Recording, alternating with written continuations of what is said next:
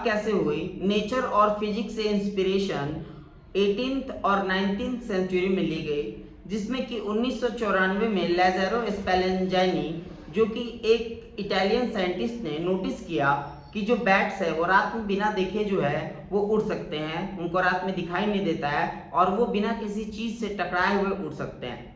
उन्होंने जब इस पे खोज किया तो उन्हें पता चला कि वो ऐसे साउंड का एक इको प्रोड्यूस करते हैं, जो कि इको जो है अगर जहाँ जहाँ टकराती है उस एरिया से वो अलग हटते हटते वो अपने मंजिल तक पहुँच जाते हैं।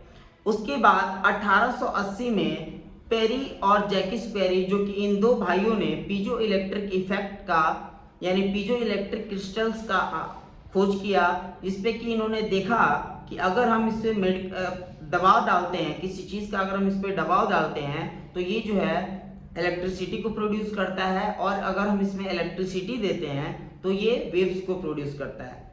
और चमगादड़ क्या करते थे? वो इको लोकेशंस का यूज़ करते थे, यानी इकोस के द्वारा वो लोकेट करते थे अपने लोकेशंस को कि उनको कहाँ जाना है और किधर पहुँचना है। अब असली जो वर्ल्ड वार और समुद्र से मेडिकल तक, यानी 1914 से 1940 के बीच में, जिसमें 1912 में टाइटैनिक का डूबना, जो कि बहुत दुखद घटना थी, जिसमें कि बहुत लोगों की जल समाधि बन गई। क्यों? क्योंकि आइसबर्ग से टाइटैनिक का टकराना, उसमें होल होना और वो धीरे धीरे पूरी कुछ लोग बचे और बहुत सारे लोगों की जल समाधि बन गई। ये एक बहुत दुखद घटना हुई उस समय।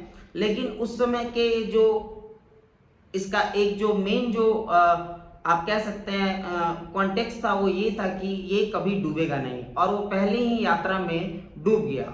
अगर उसमें सोनार टेक्नोलॉजी उस समय लगी होती तो वो नीचे से जो आइसबर्ग जो टकराया था शायद वो नहीं टकराता, वो नेविगेट करके वो अपना रास्ता बदल लेता। लेकिन उस समय ऐसी कोई भी चीज़ मौजूद नहीं थी। उसके बाद वर्ल्ड वार 1 का होना, जिसमें सोनार टेक्नोलॉजी का यूज़ किया गया, जिसको हम अभी रडार सिस्टम कहते हैं। सोनार यानी साउंड नेविगेशन एंड इमेजिंग, जिसके द्वारा हम जो वर्ल्ड वार 1 और 2 में समुद्र के नीचे पनडुब्बियों को गिराने और जो सबमरीन्स होते हैं उनको गिराने में काम में लिया जाता था। इसको मेटल डिटेक्टिंग से वेव को छोड़ा जाता था, और ये मेटल डिटेक्टिंग मशीन्स होते थे जो कि मेटल्स को डिटेक्ट करते थे। ये पहली बार जो है वर्ल्ड वार 1 और 2 के बाद 1942 में डॉक्टर कार्ल डस्क ने ये वो दौर था जब पहली बार इंसानी जिस्म पर इस साउंड नेविगेशन का यूज़ किया गया, जिससे कि डॉक्टर कार्ल डस्क ने ब्रेन ट्यूमर को ढूंढने की कोशिश की। इसीलिए उन्हें फादर ऑफ मेडिकल अल्ट्रासाउंड कहते हैं। फादर ऑफ मेडिकल अल्ट्रासाउंड इसे इसलिए कहते हैं क्योंकि वो पहले डॉक्टर कार्ल डस्क पहले इंसान थे जिन्होंने इंसानी जिस्म पर इसका उपयोग किया। किस चीज़ के लिए? तो ब्रेन ट्यूमर को देखने के लिए। इसके बाद मेडिकल रेवोल्यूशन, असली खोज 1950 में यानी 1950s में हुई। 1950 के दशक में अल्ट्रासाउंड ने सही मायने में मेडिकल फील्ड में कदम रखा। 1950 में असली मायने में, यानी इसके पहले तक थोड़ा थोड़ा तो यूज़ हुआ, लेकिन 1950 में डॉक्टर लैंडबर्ग, जो कि ओबी ऑर्गेनिक यानी ओबिस्टिशियन और गायनेकोलॉजिस्ट थे, इन्होंने पहली बार एक महिला के ऊपर इस मेटल डिटेक्टिंग मशीन को एक गर्भवती महिला के ऊपर लगाया, इसे देखा। और 1998 में पहली बार डॉक्टर लैंडोनार और उनकी टीम ने एक गर्भ में पलते हुए बच्चे को लाइव देखा। फीटस में जो बच्चा पल रहा है उसको पहली बार लाइव देखा गया 1958 में डॉक्टर लैंडोनार और उनकी टीम के द्वारा। ये जो मेटल डिटेक्टिंग मशीन जो सोनार टेक्नोलॉजी का यूज़ है, इसको पहली बार इंसानी जिस्म पे अपनाया गया 1950 में, और 1958 में इसके जरिए फीटस का ग्रोथ देखा गया कि अंदर किस तरीके से बच्चा जो है वो पल रहा है। इसके बाद टेक्नोलॉजी का विकास कब हुआ? अब ये दौर तो वो था जब जिसमें कि आपको इमेज बहुत धुंधली से आती थी और डॉट से आते थे। इमेज पूरी अच्छी तरीके से नहीं दिखती थी क्योंकि उस समय टेक्नोलॉजी अभी बन रही थी। ठीक है, तो टेक्नोलॉजी का विकास, शुरुआत में अल्ट्रासाउंड की इमेज बहुत ही धुंधली, जो कि मैंने आपको अभी बताया, बहुत धुंधली दिखती थी। और सिर्फ कुछ डॉट से दिखते थे, लेकिन वक्त के साथ साथ बदलाव होता है और बदलाव इसमें भी हुए। तो ये वाला देख लीजिए आप, रेवोल्यूशन ऑफ अल्ट्रा साउंड का, जो रेवोल्यूशन ऑफ यानी हिस्ट्री ऑफ यूएसजी रेवोल्यूशन का ये मैं नोट्स आपको बता रहा हूँ। तो उसके बाद बी मोड यानी कब असली मायने में इसका हुआ, तो टेक्नोलॉजी का विकास 1960 से लेकर 1980 के बीच में हुई, जिसमें कि सबसे पहले बी मोड स्कैन यानी ग्रे स्केल। अभी भी हम बॉडी के किसी भी पार्ट को ग्रे स्केल में ही देखते हैं। अगर वो ग्रे स्केल में है तो वो एक इमेज वो सही है, अगर वो ग्रे स्केल से बाहर है तो इमेज सही नहीं है, किसी भी तरह का उसमें प्रॉब्लम है। और इसमें 5 पिलर पॉइंट्स जो कि धीरे धीरे आगे जब इसमें टेक्नोलॉजी में विकास हुई, बॉडी के अंदर सभी चीज़ें देखना शुरुआत हुआ, तो बीमारी का पता लगाने के लिए इसके 5 पिलर्स हैं, जो कि आपको ऊपर यहाँ पे लिंक दिख रहा होगा, आप वो लिंक पे जाके चेकआउट कर सकते हैं कि ऐसे कौन से 5 पिलर्स हैं जिनके द्वारा हम बीमारियों का पता लगाते हैं बॉडी के अंदर।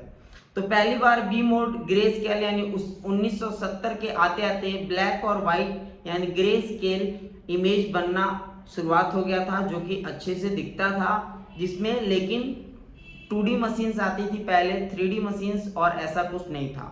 धीरे धीरे रियल टाइम इमेजिंग भी आई, जिसमें कि आप बच्चे के हार्ट को चलते हुए एकदम रियल टाइम में प्रोब रख रहे हैं और उसकी हार्ट जो चल रही है, फिर रियल टाइम इमेज आया। उसके बाद जो है डॉपलर अल्ट्रासाउंड आई, जिसके द्वारा अभी हम ब्लड फ्लो को भी देख सकते हैं और ब्लड फ्लो की वेलोसिटी को भी देख सकते हैं कि वो किस वेलोसिटी से बहाव वो बह रहा है। मॉडर्न दौर अभी का जो 1990s के बाद और आज तक जो अभी चलता हुआ आ रहा है, जिसमें कि 3D और 4D अल्ट्रासाउंड 1990s में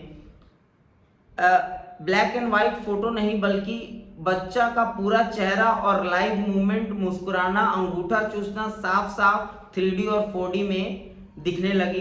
कब? 90s के बाद जब इसमें थोड़े से रिवोल्यूशन और हुए, दिखने लगा। उसके बाद हैंड हेल्ड यानी पोर्टेबल मशीन्स आने लगी, जिसको कि ले जाया जा सकता था आसानी से और कहीं भी ले आया जा सकता था। जबकि पहले के जो मशीन्स होते थे वो बहुत भारी, और जिस तरीके से पहले के कंप्यूटर से पूरे रूम में सेटअप होता था, उसी तरीके से पहले के अल्ट्रासाउंड में भी बहुत बड़े बड़े सेटअप्स होते थे, जिसको कि फिक्स करना पड़ता था एक जगह पे। आप उसको मोबाइल यानी वो इधर से उधर खिसक नहीं सकता है, जहाँ सेट है वहीं सेट रह सकता था। अभी तो आजकल के दौर में आर्टिफिशियल इंटेलिजेंस भी आने लगा है, जिससे कि डॉक्टर्स को मदद मिलती है कि मेजरमेंट्स लेने में, ओरिजिनल मेजरमेंट्स जो है उनको लेने में, साथ ही किसी भी अगर जो क्या प्रॉब्लम है बॉडी में, ये आर्टिफिशियल इंटेलिजेंस के द्वारा और डॉक्टर्स अपने जो भी उनका स्टडी है इन दोनों को मिला करके, अब आजकल के ज़माने में तो रियल टाइम इमेजिंग के साथ साथ आर्टिफिशियल इंटेलिजेंस, 3D 4D का आना, ये सभी चीज़ें पॉसिबल हो गई, जिसमें हम बच्चे को साफ साफ देख सकते हैं, अंगूठा चूसते हुए, मुंह चलाते हुए, हाथ पैर चलाते हुए बहुत अच्छे से देख सकते हैं।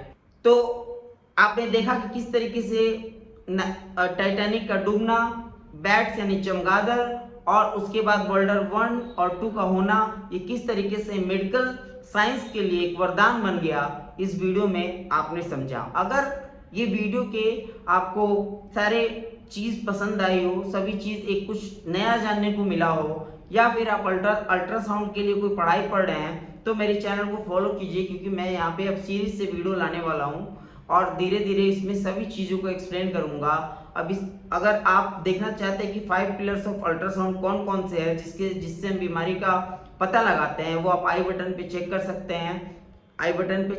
हैं, या फिर प्लेलिस्ट में जाके, अल्ट्रासाउंड वाले प्लेलिस्ट में जाके आप उसको चेक कर सकते हैं।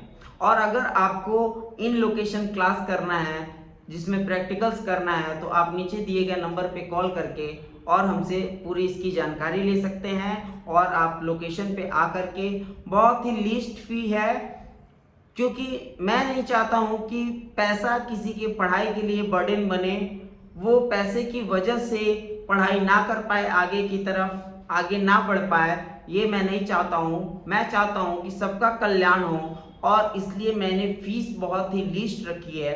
इन सबको पता करने के लिए आप कॉल कर सकते हैं दिए हुए नंबर पे और सारी जानकारी आप मुझसे ले सकते हैं, हमारी टीम से ले सकते हैं।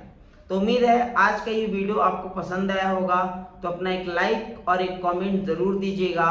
और पहले मैंने जो क्वेश्चन पूछा था कि अल्ट्रासाउंड को अल्ट्रासाउंड मशीन क्यों कहते हैं, इसका भी आंसर दीजिए। और फादर ऑफ मेडिकल अल्ट्रासाउंड कौन है? अगर आप ये वीडियो देखे हैं पूरा, तो वीडियो को बिना बैक किए उसका उन इंसान का जिसे हम फादर ऑफ मेडिकल अल्ट्रासाउंड कहते हैं, उनका नाम कमेंट कीजिए। चाहे आप इंस्टा पे देख रहे हो, चाहे फेसबुक पे या फिर यूट्यूब पे, किसी भी प्लेटफॉर्म पे देख रहे हैं, तो बिना वीडियो को बैक किए आप उस व्यक्ति का नाम बताइए जिन्हें हम फादर ऑफ मेडिकल अल्ट्रासाउंड कहते हैं।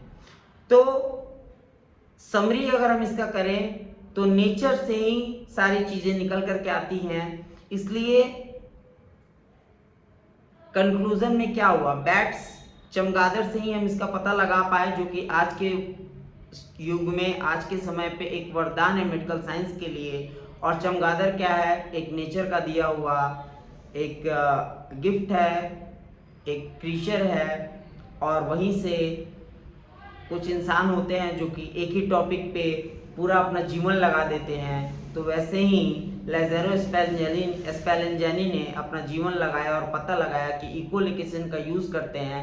साथ में पेरी और जैकिस क्वेरी, जो कि दो भाइयों ने पीजो इलेक्ट्रिक क्रिस्टल्स का खोज किया, जो आज भी पीजो इलेक्ट्रिक इफेक्ट यानी हमारे ट्रांसड्यूसर यानी प्रोब में लगा होता है। पीजो इलेक्ट्रिक क्रिस्टल्स, जो कि उसमें जब इलेक्ट्रिसिटी दी जाती है तो वो वेव्स को देते हैं, और वो ह्यूमन आई के लिए इनऑडिबल है, क्योंकि ह्यूमन आई 20 किलो हर्ट्ज से लेकर 20,000 किलो हर्ट्ज तक सुन सकता है, पर ये गीगा हर्ट्ज में प्रोड्यूस करता है, इसलिए ह्यूमन आई के लिए इनऑडिबल होता है। हम इसके साउंड को सुन नहीं पाते हैं, लेकिन ये ज़्यादा खतरनाक नहीं है। बहुत एक बच्चे को देखने के लिए, बच्चे को किसी तरह का हानि ना पहुंचे, उसके लिए ये एक बहुत सेफेस्ट मशीन है। और एब्डोमिनल और अपने बॉडी की हेल्थ को देखने के लिए भी ये एक बहुत अच्छा और सबसे मोस्ट कॉमन नॉन इन्वेंसिव वे है, जिसमें कि हम पता लगा सकते हैं। इसके बाद आता है CT स्कैन और MRI, जो कि क्रिटिकल केसेस में यूज़ होता है। तो आई होप आपको ये वीडियो पसंद आई होगी। अपना लाइक और कमेंट जरूर कीजिएगा। साथ में जो आपके फ्रेंड्स हैं जो ऐसे कोर्स कर रहे हैं या फिर मेडिकल में जानकारी में रुचि रखते हैं, तो उनसे भी वीडियो को शेयर जरूर कीजिएगा। और कमेंट अल्ट्रासाउंड को अल्ट्रासाउंड मशीन क्यों कहते हैं और फादर ऑफ मेडिकल अल्ट्रासाउंड किसे कहते हैं, ये कमेंट में ज़रूर कमेंट कीजिएगा। धन्यवाद। मैं सागर श्रीवास्तव मिलता हूँ अगले वीडियो में कुछ नया लेकर के, जो कि आप सभी के लिए होगा। नमः पार्वती पते, हर हर महादेव।